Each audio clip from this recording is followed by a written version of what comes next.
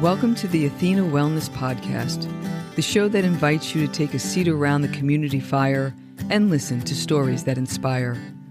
I'm your host, Kathy Robinson, author, coach, and founder of Athena Wellness, a company that's dedicated to supporting you on your journey to live more wholeheartedly. Hello, and welcome to episode 111. Thanks so much for joining me. I'm joined today by Hannah Whitcombe, an osteopath, certified nutritionist, and weight loss coach. Hannah uses her own weight loss journey and history of yo-yo dieting to hasten the weight loss process for other women. Hannah's practices include intermittent fasting, addressing limiting beliefs, and identifying the root cause of weight gain, in particular, emotional eating. Here's what we cover: what intermittent fasting is and why it's such a powerful technique, how intermittent fasting can help reset the damage from dieting and weight fluctuations, the impact intermittent fasting has on hormones and metabolism, and practical steps you can take to implement intermittent fasting. We end this episode with our Dose of Inspiration segment, where Hannah shares some of the things that are lighting her up these days. And as always, I'll put links to those items in the show notes, along with Hannah's website, where you can book a free discovery call with her. And now on to the show. I hope you enjoy the conversation. Hannah, welcome to the Athena Wellness Podcast. Thank you so much for being here today. Thank you so much for having me today. So please share a bit about who you are and what you do.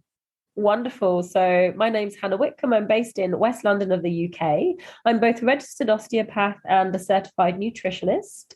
I run a small bricks and mortar practice in West London, where I predominantly work as an osteopath.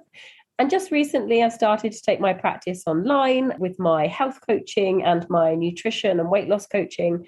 And I'm developing at the moment an online group coaching program so that I can reach more people and create that sort of community support, particularly as I'm focusing on weight loss, which I think community is an important part of the journey, really, and of the results that I can help people to get. Mm-hmm. Yes, agreed.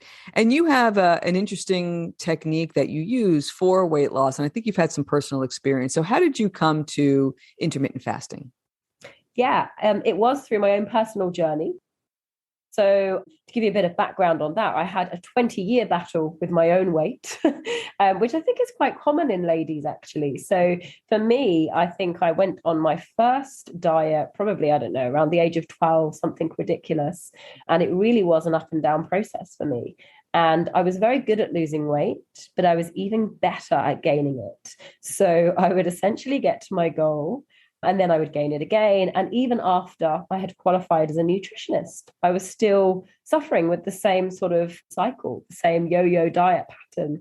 And I found intermittent fasting probably about 6 years ago, just through a small conversation with someone at my gym, actually.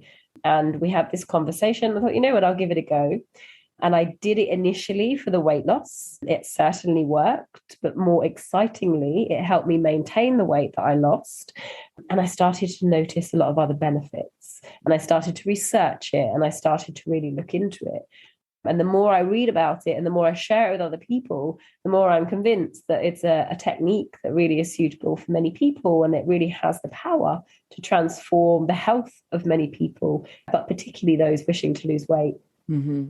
I think it's so fascinating and also comforting for people who are listening.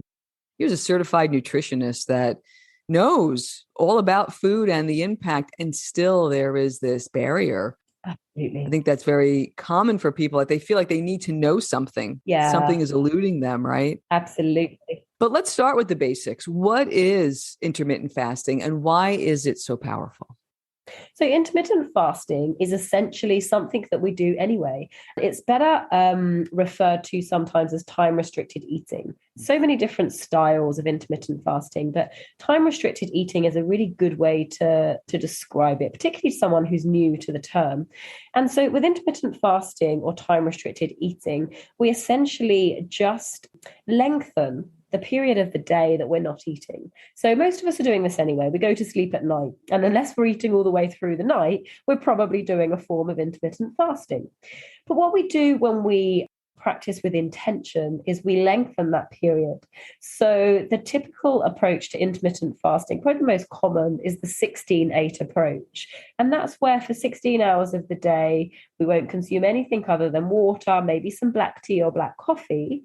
A little bit of lemon in water is sometimes okay. And then we'll consume a usual or normal energetic amount within an 8-hour eating window. There are different approaches. You can do the 12-12, which is almost sort of a training approach, let's say, or the 14-10. There's even a slightly different approach, which isn't really time-restricted eating. It is where we do the 5-2 diet, which is for 5 days of the week. We may eat normally, and then 2 days of the week will reduce our energy to around 500 to 600 calories. But it all comes under the umbrella term of intermittent fasting. And why is that technique so powerful? What is it that it does to our body? So there's many things that it does to the body. And I think that you could look at that on a physiological or even an emotional, psychological level. But let's start with the physiological and why it's so powerful for weight loss. So one of the things we know that's really difficult about weight loss is the fact that we're constantly storing our excess energy. And in order to break into our fat stores, which is what we're trying to do, we're not trying to lose weight, we're trying to lose fat. We need to first and foremost deplete the elevated levels of sugar that are sort of free floating in the body and reduce insulin. So insulin is key to this process. And to understand insulin, for anybody who doesn't know, it's just a hormone. A hormone is a chemical messenger that tells the body what to do. So in response to sugar, our insulin spikes. And then what will happen is the sugar is used for energy or stored as fat. So we can't start to break into our fat until we lower the sugar and we lower the insulin. And then we can start to break into this fat storage. And we don't really get there until about 9 to 10 hours after a meal. So what typically happens is we don't really have that period after the 9 to 10 hours. A lot of people will eat their first meal then. That will be breakfast time. And in intermittent fasting, we get to the 12 hours, which is when we know most people will have depleted the sugar stores and the insulin will go down. And then we enjoy a few hours of accelerated fat burning because now we've reduced the insulin, we've lowered the sugar, the body is looking for energy, it will break into the fat and only at that stage.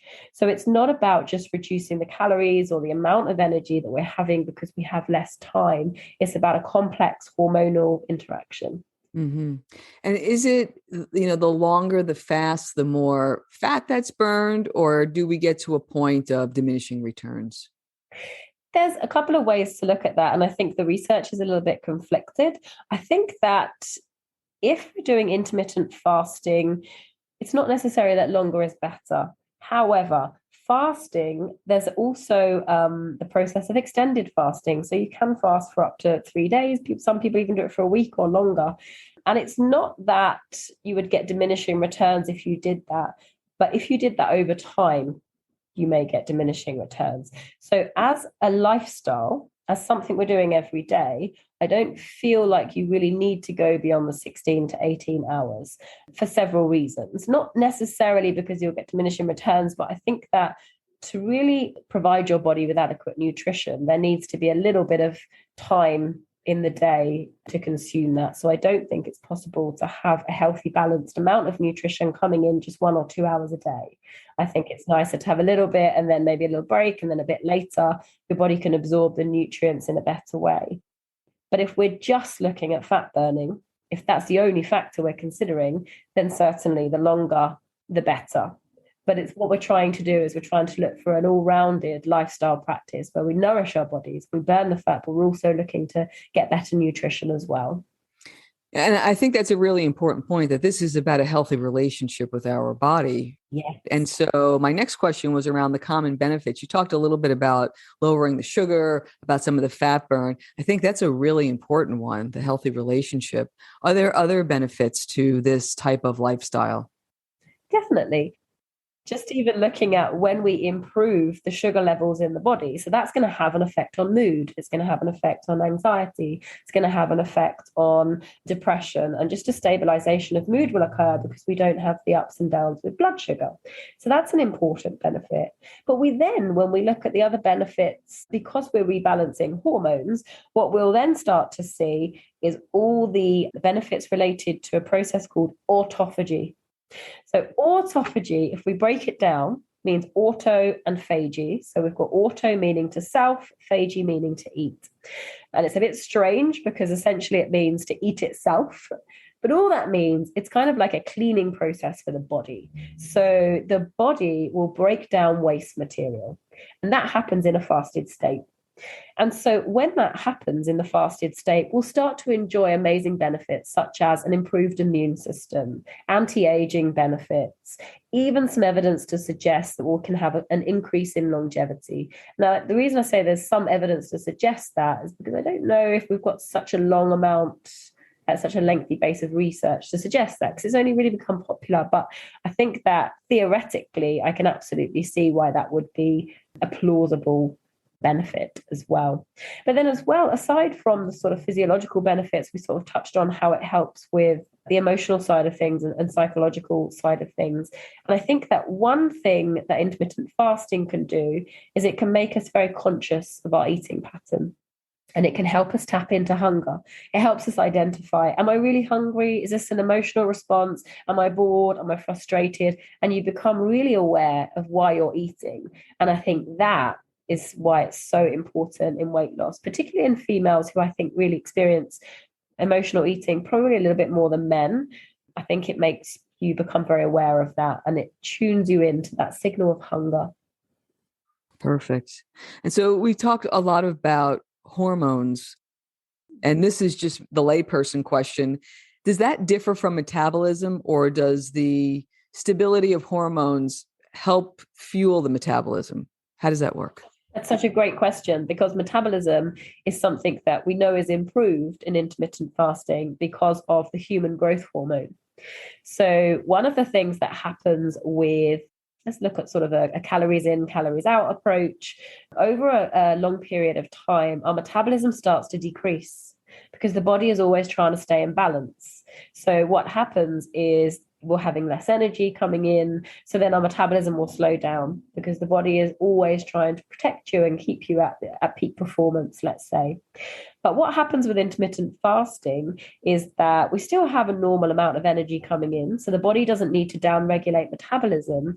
But also what happens is there's a spike in human growth hormone, which is the hormone responsible for metabolism. It's the same hormone that is secreted in higher amounts when we build healthy muscle tissue, which is why when we work out and we get lean and we have nice muscle tissue, we enjoy a higher metabolism. And intermittent fasting, I'm not particularly sure of the mechanism on that. There's a few theories, and I think one suggests that it's just, again, it's about trying to keep you in balance, but I'm not 100% sure of the mechanism, and I don't know if it's completely documented. However, one thing is sure, in people intermittent fasting, human growth hormone is increased. Mm-hmm. And so I'm listening to all of this and I'm like, all of these benefits are amazing. Yeah. I'm sure there are some challenges. So for someone who's never tried this before, what might be some of the things that they need to keep in mind as they start to go down this road? Amazing. So it is challenging to start with. When I started practicing it in the beginning, I found it hard to get to the 16 hours. I felt lightheaded. I felt dizzy. I think that a lot of it was psychological. I had an eating pattern. And if I didn't eat in that eating pattern, I started to get the sort of symptoms of hunger and not feeling quite well and feeling sick and whatnot. And therefore, what I think in hindsight I should have done was started off with a 12 hours and then 14 and then gradually increased. But I didn't. I heard about this amazing technique and I went all in, but it was challenging.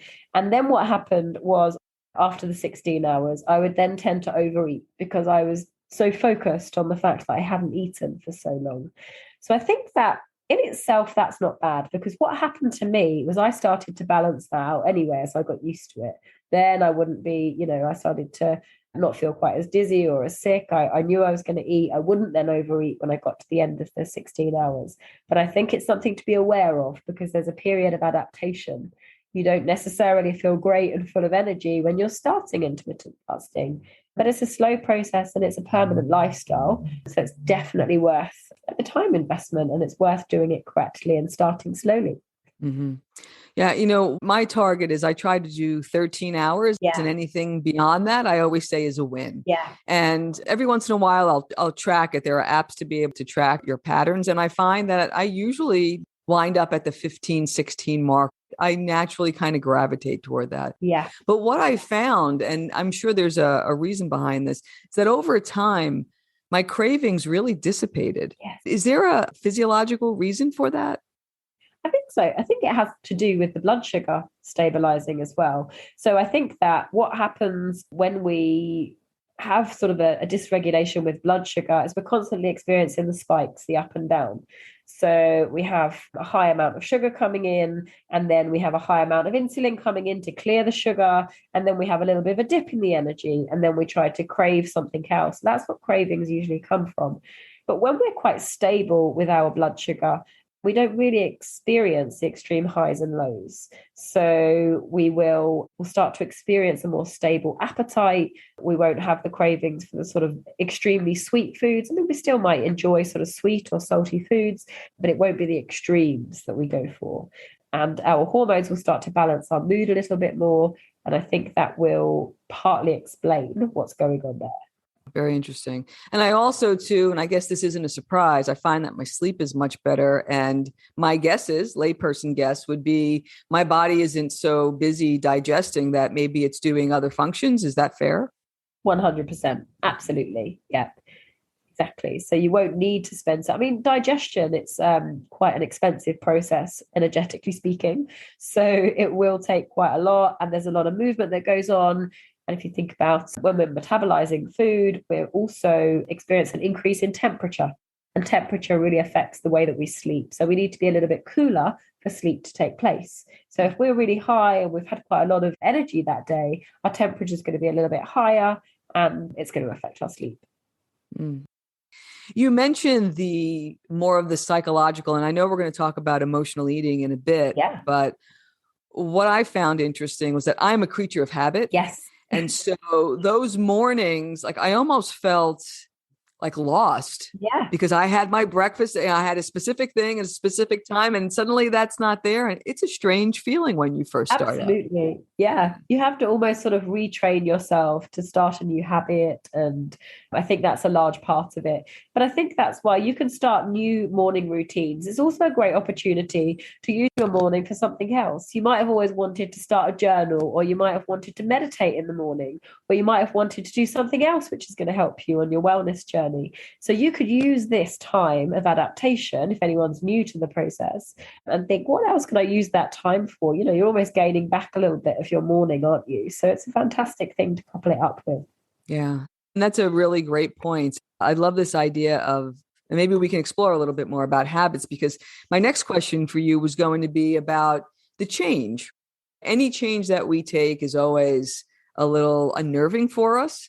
And how can we support ourselves to ease into it? I think you alluded to how we might be able to do that, but can we give our listeners some practical tips on how they might start to explore this in a way that isn't so jolting to their body? Absolutely. So firstly, what I would say is that you don't need to delay your first meal of the day. If you're someone that might go to bed a little bit earlier at night, then first of all, have a think about, is it better for you maybe to eat in the morning and then stop eating a little bit earlier? So it's not really a one size fits all. So I think that the first thing to explore is the schedule that's perfect for you. So I think for me, like I work quite late in the evening, so that works out. I also like to exercise in the mornings when I'm not full of food. So for me, that's just the pattern that I choose. But first and foremost, just realize that actually it's a schedule that's going to work for you. Secondly, as I think I already mentioned, I think it's very important to ease yourself in really gradually. So that's maybe the 12 hours, the 14 hours, and just build it up. And your approach sounded amazing. Like, you get to 13, everything else is a bonus. And that's quite right. You're fasting already at that point. So that's a brilliant approach, I think. And then also, there's also this theory with intermittent fasting that I don't like the terms, but it's clean and dirty fasting. And clean fasting is essentially that you're not allowed anything other than water, black tea, black coffee. Not even allowed lemon. You're not allowed apple cider vinegar, any supplements, anything like that, or milk in your coffee. And it's a strange concept. And then dirty fasting, which I don't really enjoy the term, but that is the given name for it, means that you've used milk or you've used lemon or something like that. I think that you don't need to be so strict in the beginning. Just see what works for you. Don't be so worried about, have I put milk in my coffee or have I used lemon, or, just do what works for you. Even if it means that you start off by just having fruit or something, and you know that that's not exactly how you want to fast going forwards. If that's what works for you in the beginning, that's absolutely fine. And then if you are going to try and go without the food, then try something, as I mentioned, like maybe you could spend that time journaling or just write about how you're feeling, or you could spend some time meditating, or you could replace your breakfast habit with something else. Mm-hmm. Yeah, that's a great idea. I love that idea of clean and dirty fasting. I find that, on the days when I run, I can do that in a fasted state. But on the days when I go to CrossFit, I actually have like a dry date, and that's enough to give me a little bit of sugar, and I don't feel like I'm going to not make it through the workout. So for those that do exercise, is there anything else that they should take into consideration and how this might affect their performance? Absolutely. So I think that it's definitely safe for anybody exercising. I think, again, you want to be a little bit adapted. If you're someone that's new to intermittent fasting, you might find it a struggle to begin with. So your example of a date or a banana or something like that before you exercise is a great idea. And I think that what's really key with intermittent fasting is that and actually probably another one of the benefits, you have to be really conscious and aware of your nutrition in the eating window. So you have to be really good and really have a bit of a knowledge about how much protein you're going to have. Are you eating good, clean sources of, your fruit and vegetables? Are you having enough carbohydrate? It's not a time to be going for your diet foods or your excessively processed foods, because you want enough healthy, whole food to sustain you when you do enter your fasting period. So that's definitely something that you want to think about. And then hydration as well. And that's really something that you need anyway when you're exercising. But be really good about whether you're exercising or not, actually, in your fasting window, make sure you're staying well hydrated. And if you need a little bit of lemon or something in your water, that's absolutely fine. It's no drama. There's also obviously benefits to that. And so that would be something to think about. Perfect. And out of curiosity, what does a typical day look like for you regarding fasting and eating and exercising? Just as an example. Okay. So what I would do, so I think, as I mentioned, I like to exercise in the morning, and then I break my fast a little bit later so I can have my last meal in the evening. So what I'll do is, the first thing I do, I wake up in the morning and I'll start my day with a glass of water and a black coffee. And then I'll sit down and I typically sit in silence in the morning. Nothing really to do with fasting. I just like to have a little think about the day ahead. And then once I've had my coffee and my water, then I'll do a workout. It's different on every day. I do work out most days just as part of my routine. So I like to mix that up with cardio, strength, or even yoga. Then I'll do my exercise. I'll shower, I'll get ready. I'll then head out to work if it's a work day. And then I'll typically have my first meal between 12 and 2. It depends on my schedule. I'm a little bit flexible with my schedule, depending on what's happened the day before. And I just like to make it work for me. And then I will, let's say if I've started my first meal at 12, then I'll have my last meal that finishes around 8 o'clock. I'll have a couple of hours in the evening, and then I'll retire for the day. Mm-hmm. Perfect. I know we've already given our listeners some practical steps, but is there anything else that you'd like to share with them that you think might be helpful if they're interested in exploring intermittent fasting? I think that it's really good for people to do their own research around it. And I think that if people do have a little read about it before, really prepare if you're going to start intermittent fasting, read other people's accounts on intermittent fasting, have a look at the research if that's your thing. Not everyone's very science-minded, and that's absolutely fine. There's still a lot of personal accounts and stories. But yeah, have a little think about it and understand why you're doing it first before you begin. One of the things that I get some feedback that I get from people doing it is they struggle because they get a lot of pushback from family and friends. And family and friends will challenge them about their choice. And they'll say, it's a quick fix, it's a starvation diet. And because the person who's trying this incredible lifestyle doesn't quite yet have the information, they're somehow sort of swayed into saying, actually, you're right. And they kind of come off track. So I think really getting to know why you're doing it so you can have so much confidence is a very important part of the process. Mm-hmm. That's wonderful advice. And the one thing that I would add to that, it just sparked as you were speaking, is that sometimes people don't even need to know. Yeah. Because if you're in the eating window, nothing changes. Absolutely. Yeah. And I found that it was also very adaptable when I was traveling a lot for work, that you can change the windows. Yeah. And maybe you can address that a little bit, that it doesn't have to be, from one period to another. You can play with that, right? 100%. And that's why it's so amazing, because what we're trying to do is we're trying to give people a lifestyle, a practical tool where they can enjoy better health. And if we make it too rigid and we say, you have to have your last meal here, your first meal here, it's not practical and it's going to interfere with lifestyle. But we don't want that. What we want is to give people flexibility to use this tool for their health and their well-being. And well-being is, as much flexibility and enjoyment as anything else. So it has to be something that's going to work for the individual. And really, when you look at the benefits, your fast will start whenever your last meal stops. So, if you sort of continue to eat until 10 o'clock at night, you can just add a little bit on the next day or not. If you choose actually that next day, you're just maybe not going to have such a long fast. That's not the end of the world. This is a lifestyle. So for the rest of the days of the year, you will be enjoying a longer fast. And that's the way that it should be. Mm-hmm. That's wonderful. And then lastly, how has this changed your life? Firstly, it's given me a way that I no longer have to subscribe to diets. So it gave me a practical way to manage my weight, which is something, as I mentioned at the beginning, I was really struggling with for years. And also, I think it's given me a better relationship with food. So it really helped me to understand my own hunger. And because I became so in tune with hunger and my body's signals, I know when I'm eating outside of hunger. I'm not saying that I don't do it. I'm not saying that I'm immune to emotional eating. Absolutely, I will. Sometimes if I'm stressed or I'm tired, I know my triggers, but I'm very aware of it. And it's not something that causes me problems anymore because I'm so in tune with my body. And that's probably the biggest benefit that's given to me. That's amazing. And it's also, it seems like you turn that, what used to be a punishment, into a gift. I know I'm doing this, so I'm gifting that to myself. That's wonderful. Absolutely. Wonderful. Yeah, for sure. I appreciate you sharing that story. We wrap up our episodes with something we call a dose of inspiration. It's a way of our listeners to get to know you a little bit. So we've certainly talked about some of your wellness practices, but what's a favorite wellness practice of yours or a recent wellness win you've had? Okay. So my absolute favorite wellness practice is walking, and it's walking somewhere in nature. And it's something that I cannot go without on any day.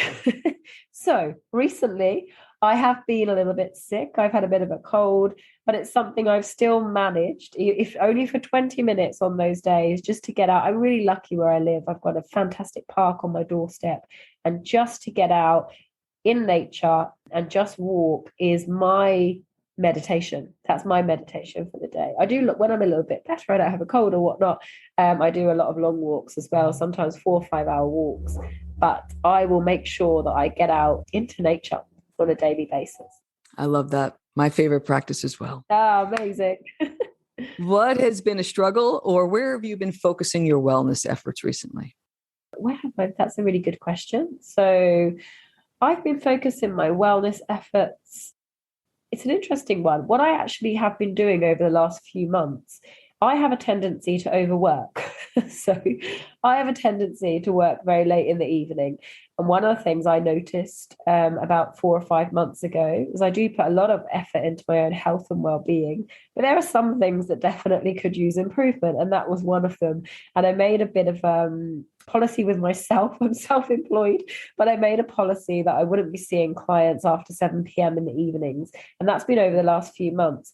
And that usually what I would do is work until about 8 or 9 o'clock. And that 1 or 2 hours has made an incredible difference. It's given me back a bit of an evening.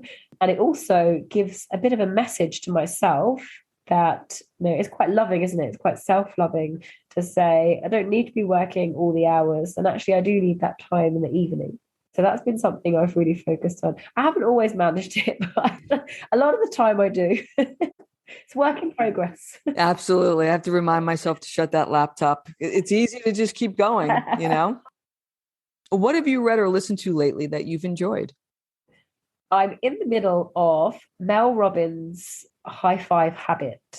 So I am enjoying it greatly. I enjoy her greatly. And I think her very famous TED talk that she did many years ago, where she taught people to count down from 5 and then to take action on something they want to take action on. So she now has the high five habit where you wake up in the morning and you high five yourself in the mirror to give yourself an affirmation. And I just love every word she writes. I'm actually listening to it on Audible because I actually really like her voice as well. And I love her because it's what she does, I think, really well. She takes really simple techniques and then backs them up with complex neurological data. So you're really committed to this simple practice, but really simple strategies. So that's something that I enjoy. Great. I love that. I heard her on a podcast. I didn't see the TED Talk. I didn't read the book, but it's just so funny. Just this morning, as I was facing a set of burpees, I actually did 5, 4, 3, 2, 1. It's so good. It works. Yeah, absolutely. Yeah, absolutely. It really does. Whatever you want to do, or that sort of phone call you might need to make, or technique or something you need to do, you just kind of count down and go for it. Love it. What new thing or experience are you looking forward to trying? So I am looking forward to, not necessarily a new thing, but I'm looking forward to getting back to traveling. So the last couple of years, obviously, it's been very difficult with the pandemic. I am a traveler. That is my favorite activity, I think, like a lot of people. And I'm really looking forward to getting back into that. So my wish list, let's say, is growing because I'm not doing any of them every year. So I'm really looking forward to 2022 because I really hope that travel will open up again. And I think that high on that list is something like Uganda. So I did an African trip a few years ago. Safari had always been something I wanted to do, and I did it. And I think I was talking to one of the tour leaders there, and they said, next time to Uganda. And that was sort of on my list, but we haven't been able to travel, so I haven't been able to do it. So I think this year, that's what I'm looking forward to the most, a little bit of travel. All right, that sounds good. Speaking of which, envision your perfect road trip. Where would you go? What would you do? Perfect road trip would be, again, something that's been on my list for a long time, would be Madagascar, actually. And Madagascar is something that I've heard from other people you need to plan really carefully and particularly keep safety in mind. So it's not like Europe where it's a little bit easier. But it's certainly something I am fascinated by the look of the landscape, the wildlife. And for me, that would be perfect, just being amongst nature and just taking my time with it. Nothing too fast, just something really slow paced, stopping off here and there, eating good food and just exploring it and just exploring the island. Beautiful. You're my first Madagascar on the show. That's lovely. What has you feeling inspired these days? What's lighting you up? What's lighting me up? That's a good question. What is really having me inspired at the moment and what's lighting me up is actually the change that's happening in generations. So I've had this conversation a couple of times recently with the younger generation who I think we criticize quite a lot, and we sort of have this kind of joking, these people, they don't want to work. And actually I started to see it a little bit differently. I think if we actually really listen to what they're saying they don't want to repeat our old patterns anymore. It's not they don't want to work, it's that they want to get more out of life. And so actually recently, particularly, I know this sort of concept with millennials, we all sort of say, millennials, they're not sticking to the office job anymore. And, they won't do their working week. And actually, I only see that as a positive. I love the fact that they're saying no more. That's not how we want to live. We want a journey. We're here for the best, for an experience, as opposed to things that haven't particularly worked for us. But sadly, they get criticized. But I have to say, I am inspired by that generation because I think that there is a lot in that. Mm-hmm. And lastly, what has you optimistic about the future? What has me optimistic about the future? So what has me optimistic at the moment, I think it's very common to a lot of people, is the fact that as our world is now opening up after this couple of years, we're going to go back. I say back loosely. The world will be open. We can start to do the things that we have missed out on. But I think we're going to do it differently. I think that over the last 2 years, we've learned a great deal about what's really important, what we need and what we don't really need. And we're going to go back to these experiences with a fresh set of eyes, appreciating them more, which is a positive. What's happened over the last couple of years. So even when I talk about travel that I used to take for granted, and I used to not take for granted, I always loved travel, but I would take 4 or 5 trips a year, mini trips, not massive trips. But now I'm going to go into each one of those trips so grateful because we haven't been able to do it for the last couple of years. And that's what has me very optimistic. That's wonderful. There seems to be a longing for not to lose the depth. We seem to have been able to, ground ourselves and have some depth, and to be able to bring that. If we all brought that out into the world, that would be a wonderful outcome to this. 100%. Yeah, absolutely. Lovely. That's wonderful. So please tell our listeners the best way that they can get in touch with you. Where can they find you and what do you offer? Fantastic. So I do one-to-one coaching. That's part of what I offer. And I am in the middle of developing a group program. But for any information, including a lot of free resources as well that I have, you can have a little look on my website. So Your Best Health Starts Here. That's the name of my company, yourbesthealthstartshere.com. Just have a little look. There's also an opportunity there for you to book a free discovery call. So if you're not quite sure how you want to work with me, or if you just want to ask a few questions, then please feel free to book one, because I'm always happy to connect, and if I can't help you, I'm happy to guide you in a direction that I think will be beneficial. So feel free to look at the website, book a free discovery call if that's something you would like to do. That's wonderful. And I'll link all of that up along with Mel Robbins' book in the show notes. And what a wonderful conversation. Thank you so much for your time today. I really appreciate it, Hannah. Thank you so much for having me. It's been lovely. Thank you so much for joining me today. I know there are many ways you can spend your time. Thank you for choosing to spend it with me. Until our paths cross again, be kind to yourself and show your warrior spirit some love. If you know anyone who could benefit from today's episode, please pass it on. And many thanks for supporting the show by subscribing and leaving a review.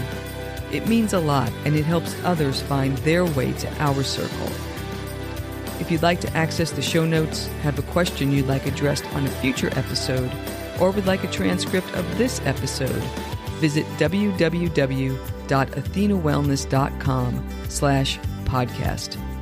Until next time, be well.